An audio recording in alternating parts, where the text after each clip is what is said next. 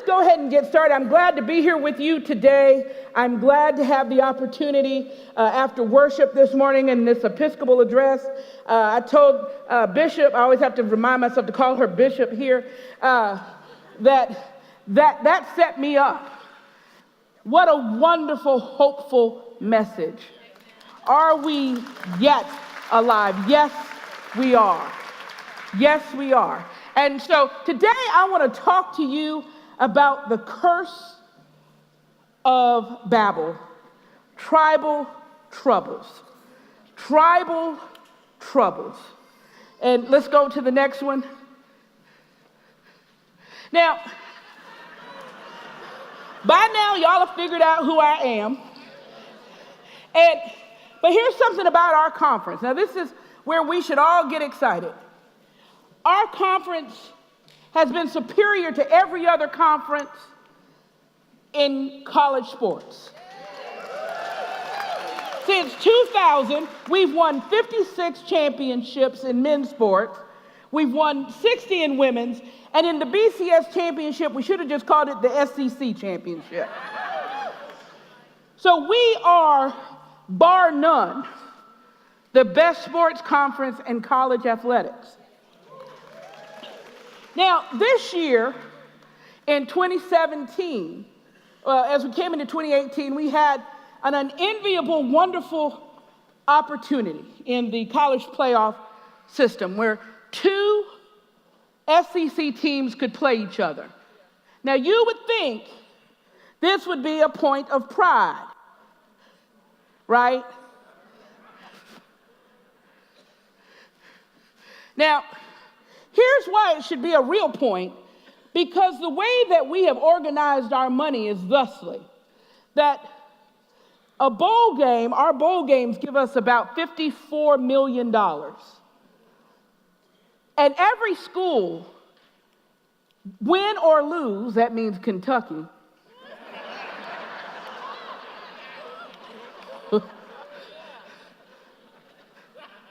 gets money. And here's what's special. If Alabama and Georgia ended up meeting in the championship game, that would add another $12 million to the pot. Now, Bama and Georgia would only get $2 million. Hear me now. So that would have left, what? About $8 million to go across all the schools.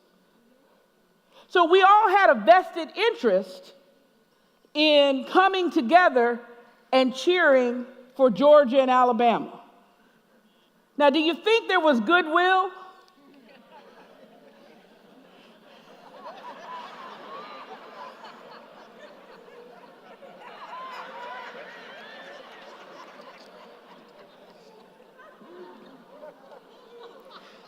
I think I have a video that sums it up better. Okay, here we go. All right, now you both have your luggage. Yeah, I think we've got everything. And you got your toothbrushes and your tickets? Commissioner, we've got this. I'm so proud of both of you. Going off to the college football playoff together. Now go win us a championship. We're gonna give you everything we've got. Okay, now look, there's something I want to show you both before you leave, okay?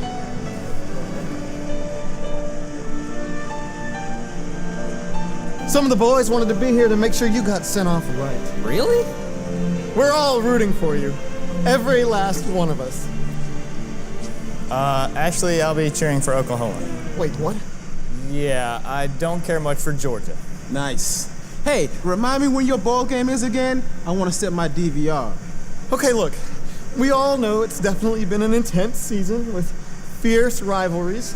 But now we can all come together because now we're finally on the same team. No? Here we go. Look, yeah, you beat both of us. And yet, we're still both up here. 26-14. Rushing the field all the way to the Peach Bowl. Good one. What? We have a new coach. We can contribute again. Look, it's not about what happened in the past. It's about what's happening now. We're the only conference that has two teams in the playoffs. Who doesn't want to see an SEC versus SEC championship game? Nope, not me. Wait, So there's a playoff now or something? Actually, I'm cheering for Alabama. See, there we go. I mean, I hate you, but I hate Clemson more. Does that make sense? Thanks for clarifying that. Just shut up, all of you. What is wrong with you people?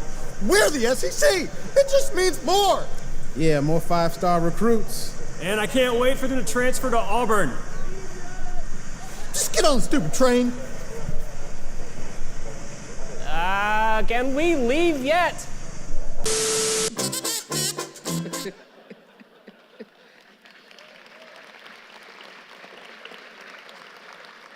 Well, that's where we are. That despite the fact that we could have ended up, our schools could have ended up with almost $40 million each for general scholarship, there was not enough willingness to suspend our natural instincts to cheer for somebody other than our own tribe. I want you to think about that. $40 million that could have gone to general scholarships, that could have gone to infrastructure, that could have gone. They don't go into the athletic programs. These would make a difference to allow those who couldn't afford to go to college. But instead, we hate each other so much that we'd rather see the money go somewhere else. What Joshua Green talks about in his book, Moral Tribes, is the fact that despite 500,000 years of history, we have not moved past being tribal. We have not moved past being tribal. Now, when I say tribes, I want to make sure everybody understands this. We're talking about social divisions based on class or religion or geography or genetics, where there's a common cultural language, values, and or vision. That's what we mean. Now, tribes are not in and of themselves bad because we realize that we couldn't go it alone. I mean, the reality is you need someone who's got your back while the tigers of life or LSU are on your tail. Hey, see, that was a compliment. I'm coming along. Moving towards sanctification.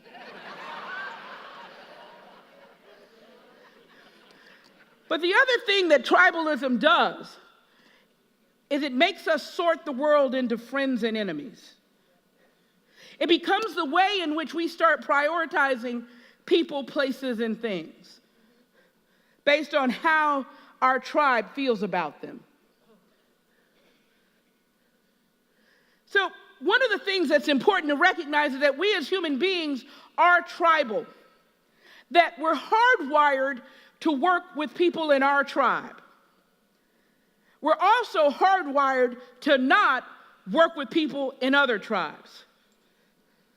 Now, the interesting things about us is that we tend to believe that everybody in our tribe is good.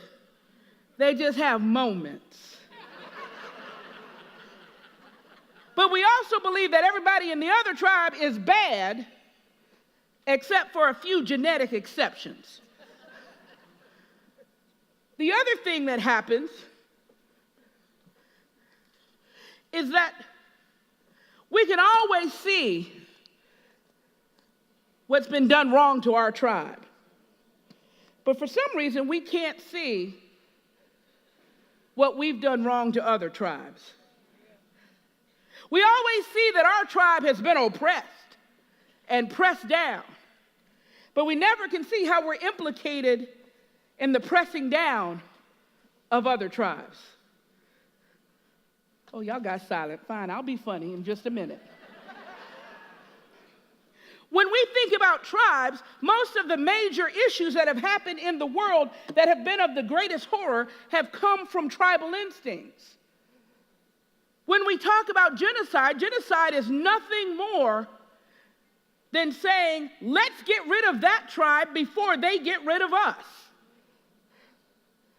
When we talk about sexism, racism, any of the isms, it's basically based on the idea that our tribe is better than their tribe and is therefore entitled to more privileges, more resources, more access, more whatever. That's all we're talking about, is distinctions in tribes. So one of the things that I think is important, okay, Bishop, I really don't like this, but I'm going to behave and we'll work this out. As human beings, we see reality through our tribal lenses. Come on now. As human beings, we see reality through our tribal beings. And you know what? Here's the bottom line. We tend to rank other tribes. Y'all ain't that holy. We rank other tribes based on the stories we have for them. Which is why when I said everybody in the SEC gets money, and I said, you know, like Kentucky, we all laughed because we have a story about Kentucky. People from Kentucky are the only people in the SEC who don't raise their hand unless it's basketball season. And the truth of the matter is, in the SEC, basketball don't count.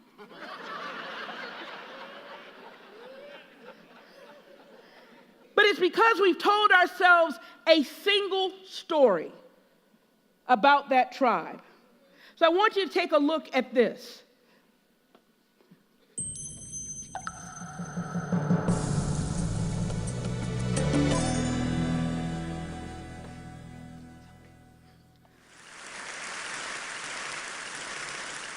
I'm a storyteller, and I would like to tell you a few personal stories about what I like to call the danger of the single story. I grew up on a university campus in eastern Nigeria. My mother says that I started reading at the age of 2, although I think 4 is probably close to the truth. So I was an early reader, and what I read were British and American children's books. I was also an early writer. And when I began to write at about the age of 7, stories in pencil with crayon illustrations that my poor mother was obligated to read, I wrote exactly the kinds of stories I was reading. All my characters were white and blue-eyed. They played in the snow. They ate apples. And they talked a lot about the weather, how lovely it was that the sun had come out. Now, this despite the fact that I lived in Nigeria. I had never been outside Nigeria. We didn't have snow. We ate mangoes. And we never talked about the weather because there was no need to. My characters also drank a lot of ginger beer because the characters in the British books I read drank ginger beer. Never mind that I had no idea what ginger beer was. And for many years afterwards, I would have a desperate desire to taste ginger beer. But that is another story. What this demonstrates, I think, is how impressionable and vulnerable we are in the face of a story, particularly as children. Because all I had read were books in which characters were foreign, I had become convinced that books, by their very nature, had to have foreigners in them and had to be about things with which I could not personally identify. Now, things changed when I discovered African books. There weren't many of them available, and they weren't quite as easy to find as the foreign books, but because of writers like Chinua Achebe and Kamara Laye, I went through a mental shift in my perception of literature. I realized that people like me, girls with skin the color of chocolate, whose kinky hair could not form ponytails, could also exist in literature. I started to write about things I recognized. Now, I loved those American and British books I read. They stirred my imagination. They opened up new worlds for me. But the unintended consequence was that I did not know that people like me could exist in literature. So what the discovery of African writers did for me was this. It saved me from having a single story of what books are. I come from a conventional middle-class Nigerian family. My father was a professor. My mother was an administrator. And so we had, as was the norm, live-in domestic help who would often come from nearby rural villages. So the year I turned 8, we got a new houseboy. His name was Fide. The only thing my mother told us about him was that his family was very poor. My mother sent yams and rice and our old clothes to his family. And when I didn't finish my dinner, my mother would say, "Finish your food. Don't you know people like Fide's family have nothing?" So I felt enormous pity for Fide's family. Then one Saturday, we went to his village to visit. And his mother showed us a beautifully patterned basket made of dyed raffia that his brother had made. I was startled. It had not occurred to me that anybody in his family could actually make something. All I had heard about them was how poor they were, so that it had become impossible for me to see them as anything else but poor. Their poverty was my single story of them. Years later, I thought about this when I left Nigeria to go to university in the United States. I was 19. My American roommate was shocked by me. She asked where I had learned to speak English so well and was confused when I said that Nigeria happened to have English as its official language. She asked if she could listen to what she called my tribal music and was consequently very disappointed when I produced my tape of Mariah Carey. She assumed that I did not know how to use a stove.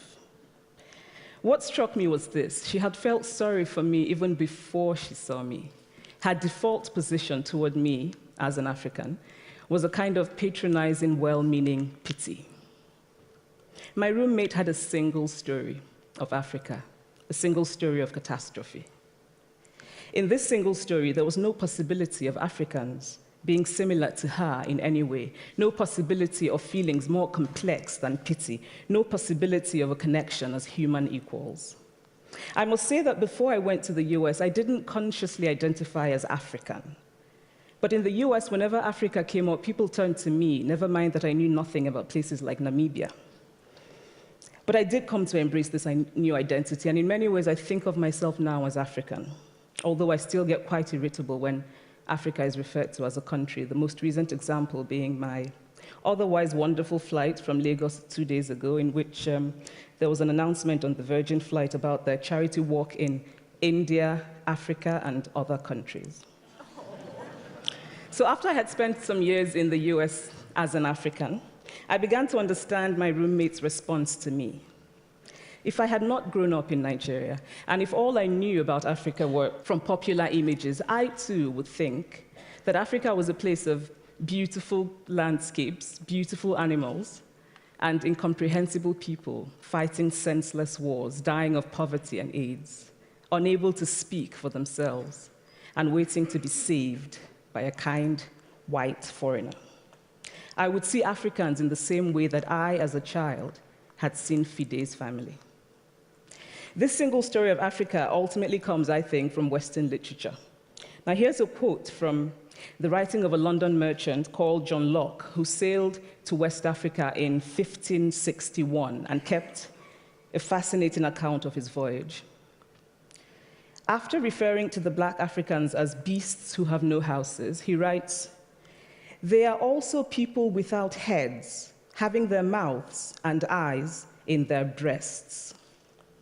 Now, I've laughed every time I've read this, and one must admire the imagination of John Locke.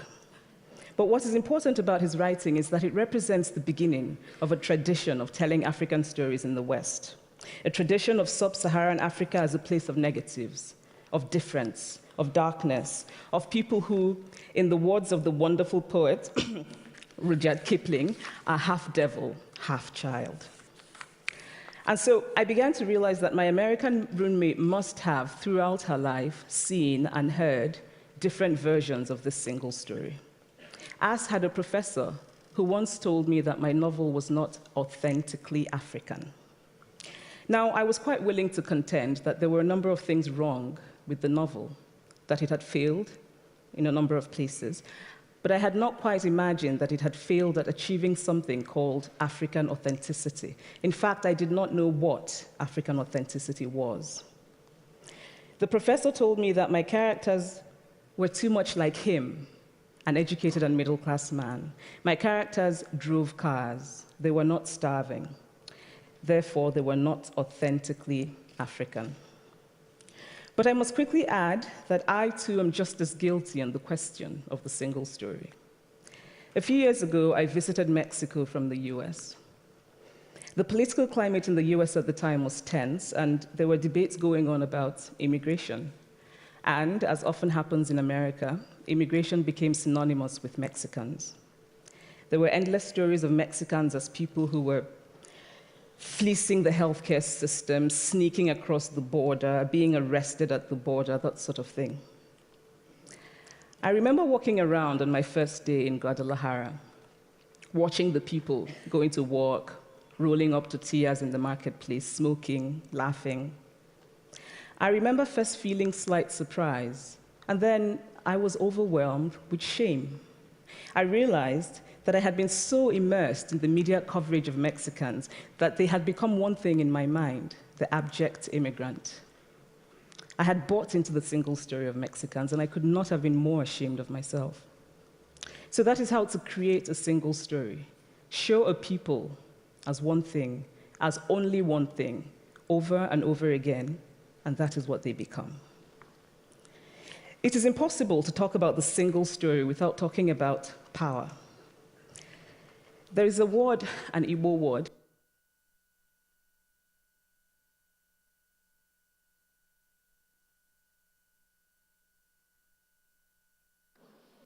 So, just to recap, in the 21st century, we are tribes. We are tribes. We are still tribal. We just happen to occupy the same land. We are hardwired to cooperate with our own tribes, hardwired to fight other tribes, and thusly we spend all of our time fighting tribal wars. We still fight the tribal war of race. We still fight our tribal wars of politics. We still fight our tribal wars of religion, of gender, of geographical origin. I'll let y'all read the one about Southerners because I thought it was funny.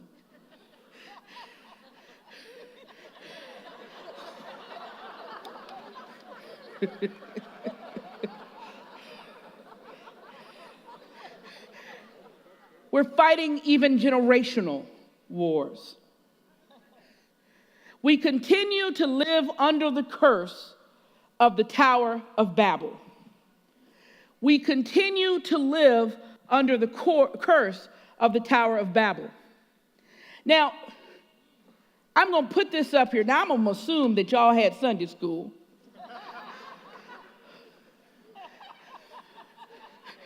Is that funny?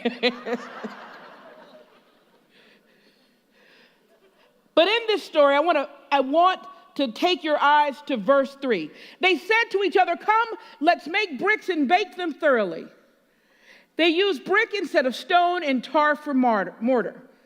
Then they said, "Come, let us build ourselves a city with a tower that reaches to the heavens, so that we may make a name for ourselves.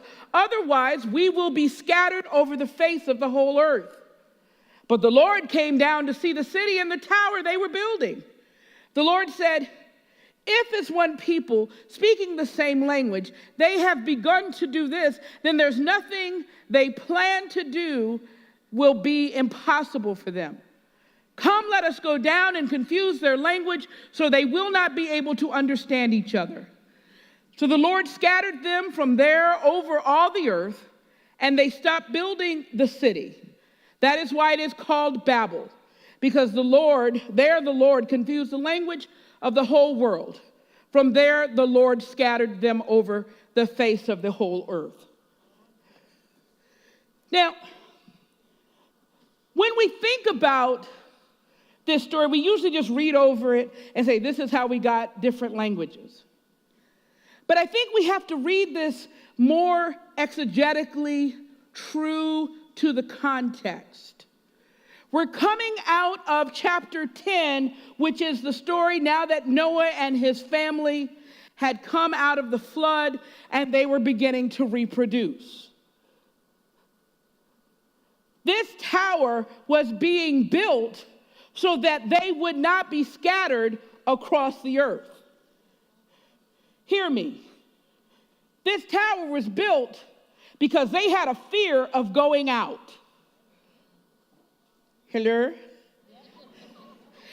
And they had a fear that somebody else might come in.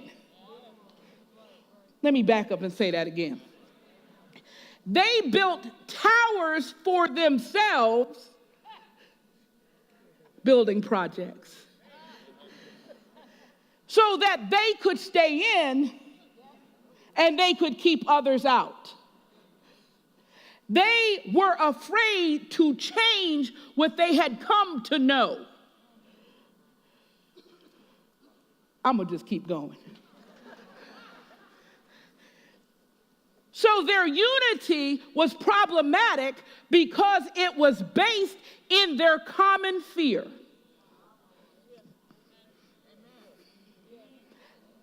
Their unity was not based on God, it was based on fear. They failed to trust the God that had led them through, the God that has sustained them, the God that was sustaining them, and they decided to create a tower that would demonstrate how strong they were. How strong they were. But see, here's the problem. God's entire plan for humanity was for it to go out, to scatter, to populate, to multiply. So the sin of Babel was not the fact that they built the tower. The sin was they were trying to thwart a plan of God with their own plan.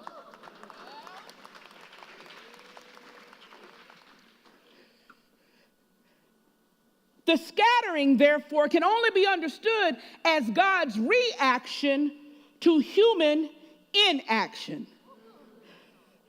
Let me say it again. The scattering, the schism, could be a response of God to human inaction. So the question is, when we get to verse 7, come let us go down and confuse their language so they will not understand each other. Really, we can interpret that word shema here, not just as understand, but really the word listen. They were unable to listen. If it was understanding, then we can say they just couldn't understand each other's language. Now, if we change the word to its other meaning, they could talk, they just didn't listen.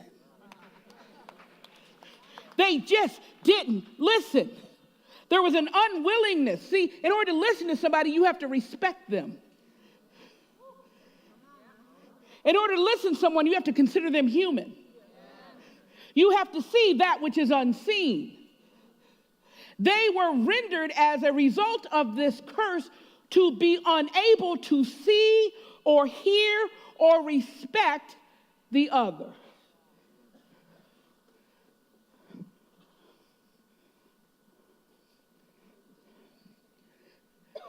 So the curse of Babel can be understood simply as this: trying to have unity through human identity, the inability to truly listen to the other, and the inability to bring about the biodiversity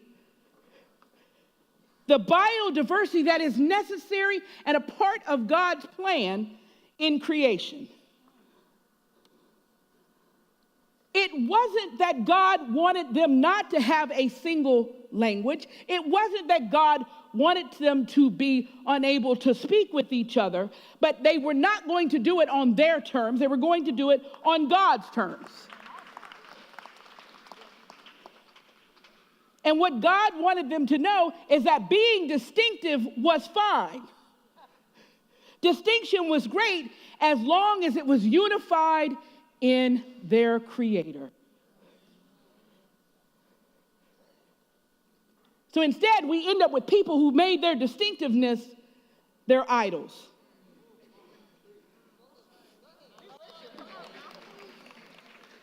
They made their distinctiveness, they made their tribes, they made their ideology their idols. And this, my friends, is the curse of Babel. We see it every day. Every one of these pictures represents our idolatry of our ideology.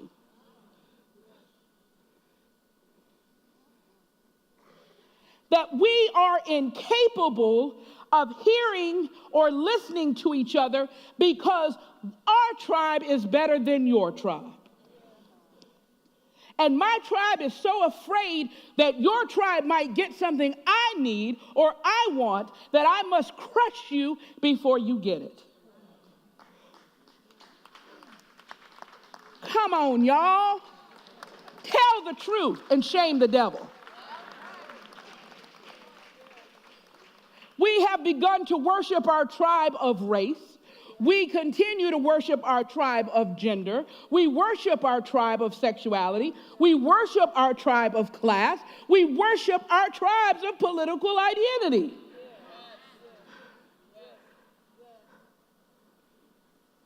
Next. This is what the curse of Babel looks like. Come on now. I'm working a sweat up here because I can't tell you how embarrassing it must be for the cause of Christ to see Christians and laity and clergy and bishops suing each other and yelling at each other and calling each other names because we've made idols of our ideology. Friends, that's where we are right now. We have decided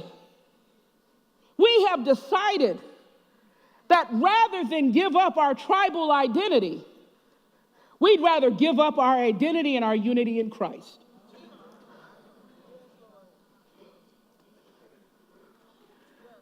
We continue to privilege our way of reading the text, our understanding of God's will.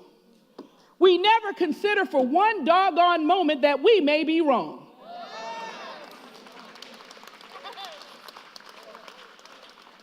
We make an idol out of tradition.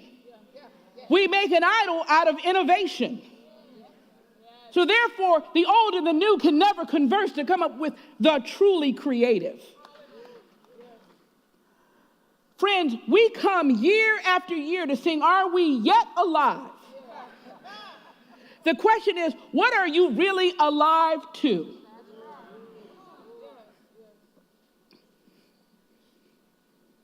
We have all of our different groups, the WCA,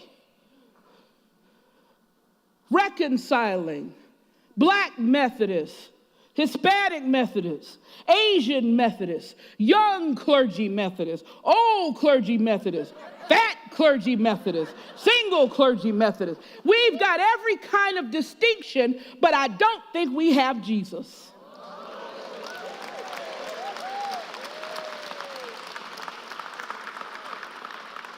So when we sit around the table, rather than coming with wisdom, we come counting numbers of which group and how many of that group is around the table. Tell me I'm a lie. So for 50 years, we've been worried about, was our tribe going to be fully represented, then wondering about how in the world are we going to preach a living God to a dead world.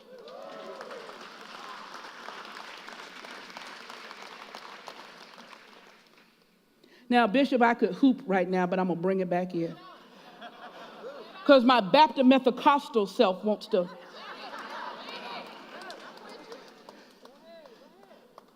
We were not meant to live under this curse. We have been offered a fine promise, but we want to be stuck in the Old Testament. We want to be stuck in our comfortable ways. We are engaging in all of these building programs. Why? Because we want to be comfortable staying in.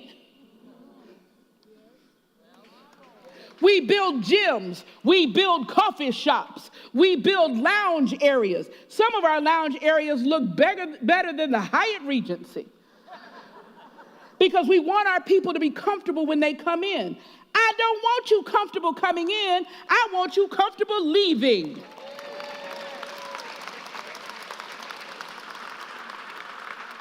Maybe if we had some of those hard pews we used to, people would not stay as long, and maybe they would get out to tell the world about Christ.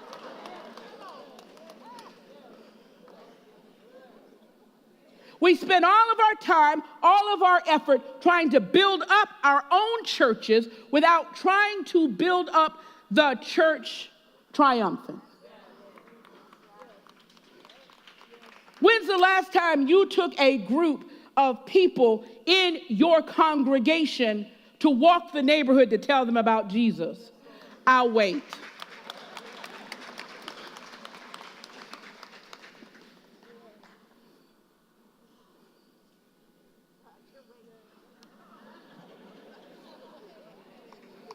Okay, one, couple of y'all. That's beautiful. Hercules.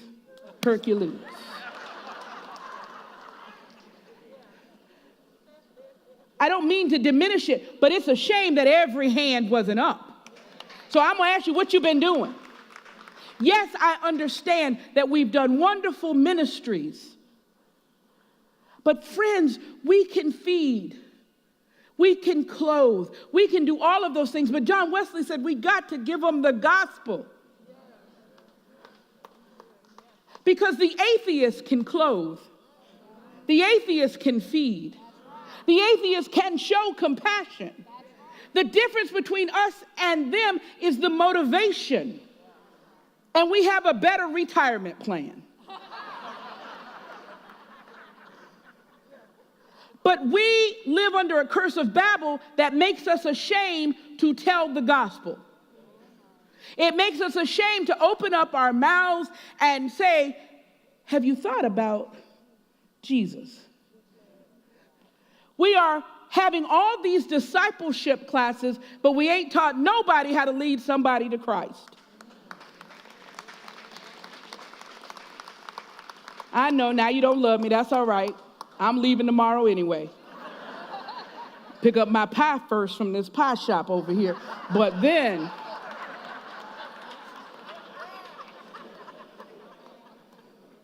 you can be mad at me, but this is the curse of Babel.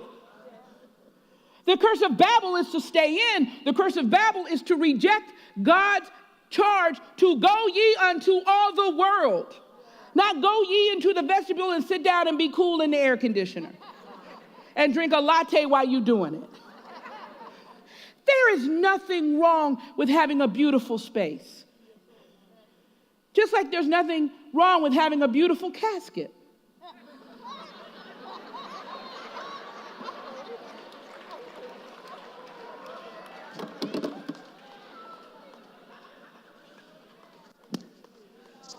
I'm just saying, people spend all that money on something that ain't moving and ain't gonna do nothing. That may be the case with our churches. Sorry, Bishop. It ain't her fault. She tried to tell y'all. But the truth of the matter, my friends, in all seriousness, is the world is in such dire shape, and we are building walls to keep them out. We're building walls to keep ourselves in because we are ministering out of fear. Just like they build the Tower of Babel out of fear, we are building our ministries out of fear. We're building our ministries out of, oh Lord, we don't want them to shut us down. We just need more people. We're building because we are worried about our pensions. We're building because we're worried about, do we look productive? Do we look like a vital or healthy congregation? We are building out of fear. Friends, last time I looked, we were not given a spirit of fear. But one of the things any therapist will tell you is that fear and love cannot reside in the same place. As a matter of fact, one of the most verbal representations of fear is anger. Have you noticed how angry our conversations have gotten? The body of Christ, the United Methodist Church, have you ever, I do this, so forgive me. Maybe I'm bored, or maybe I can't sleep at night because I've stepped on a Lego or something. But I have read and seen some of the most hateful, angry things written by people who call themselves United Methodist. And at first I was mad, and then I realized they're speaking out of fear. I don't know what they're afraid of, but it's probably because they're afraid that their tribe might not win. And when you think about winning and losing in terms of tribes, you're thinking about it in terms of the way your body might say, well, I don't want the leg to have the first movement. I want to have it as the arm. See, and if you do that, you look kind of strange and your body doesn't work, and that's where we are right now. We can do all of these gyrations, but at the end of the day, we are still a tribe, part of the same body. But I will tell you this, you can't bear fruit if you're cutting down your own tree.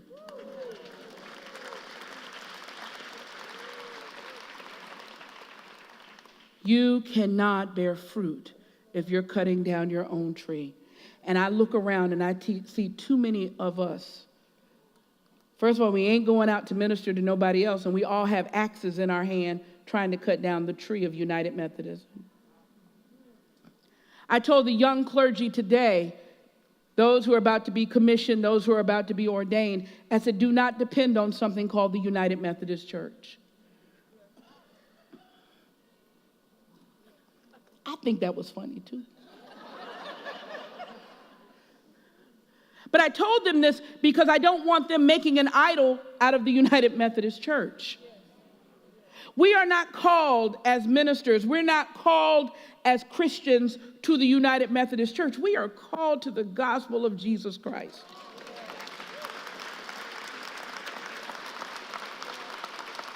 So if the United Methodist Church, God help us, if it does fade away, the gospel does not.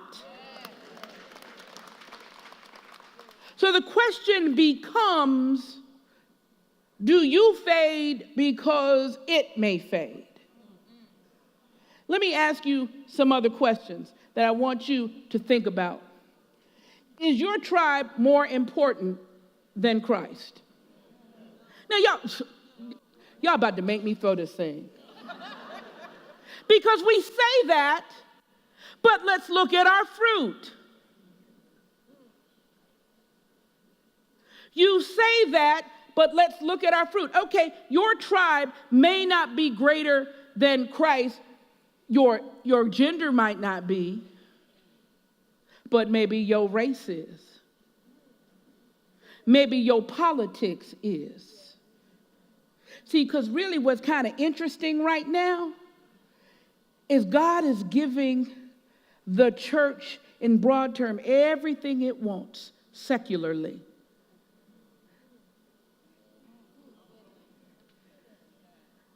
Preachers are running in and out of 1600 Pennsylvania Avenue. Preachers on TV. I'm seeing more preachers on TV than a TBN telethon. They own every station, MSNBC, Fox, NBC. Oh, everybody's got a preacher they want to put on. We've never been so visible and never been so weak.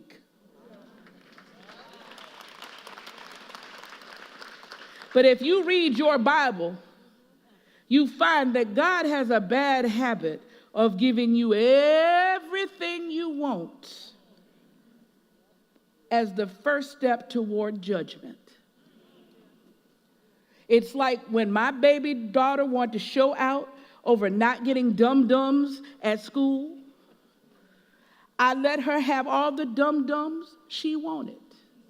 She had dum-dums for breakfast, dum-dums for lunch, dum-dums for dinner. By the time we got to day 2, girlfriend didn't want to see another dum-dum.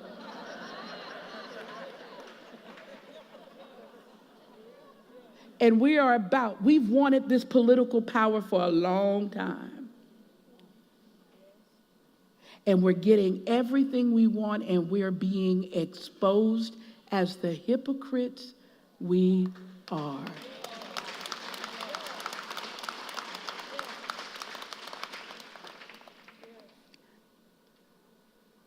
I say this with love. I really do. I say this, and I've already claimed, y'all know who I am, you know my peoples, you know all that. Friends, you can't proclaim the gospel in church and cheer on the Antichrist outside.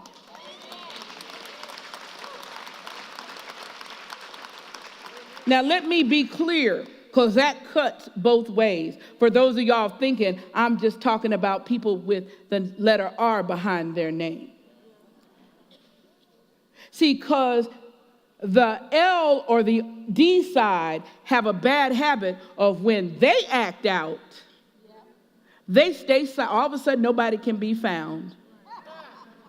Samantha B uses a word that is unconscionable, and we're like, well, see, let me explain. No, there's no explaining. Wrong is wrong. The problem is we're not willing to call our own tribes out. And that lets you know how deep our tribal identities are. So before you tell me, oh, Jesus is the tribe I belong to, if that was the case, we wouldn't be in the mess we are. My last slide.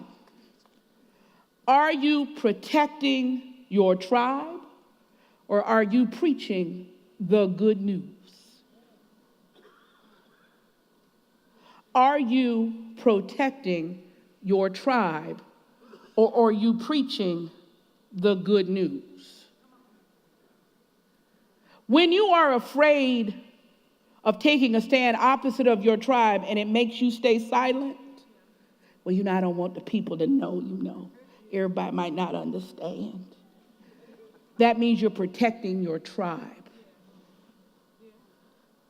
It means you're protecting your tribe. I don't have nothing else to say. We have a choice before us. We will either live under the curse of Babel, or we will live under the promise given to us in Pentecost. We have a choice, but our fruit tells us we are living an accursed life.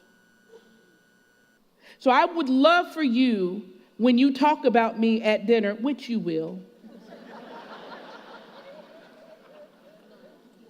you will. The pants are cute.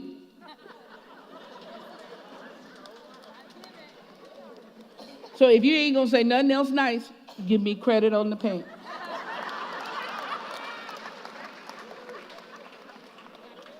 But here's what I want you to ask. Are you mad at me because I called you and your tribe out?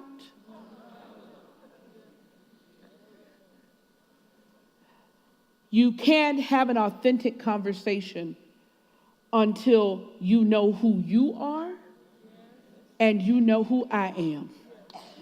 And I put my tribes out on the table. I'm asking you to do the same. I'm asking you to do the same, friends, because where you put your money, where you spend your time, what you let come out of your mouth, what you read, what you don't talk about, what you choose to ignore, what you choose to see is all coming out of your tribes. Just like ESPN only gives me stories about the Alabama Crimson Tide. So I assume nothing is happening in sports if I don't see St. Nick on the front. Many of you are assuming all is well with the world because your tribe has told you it is. But you ain't bothered to look at the other people and see how they doing. So, again, are we going to live in the curse of Babel or the promise of Pentecost? Thank you, Bishop.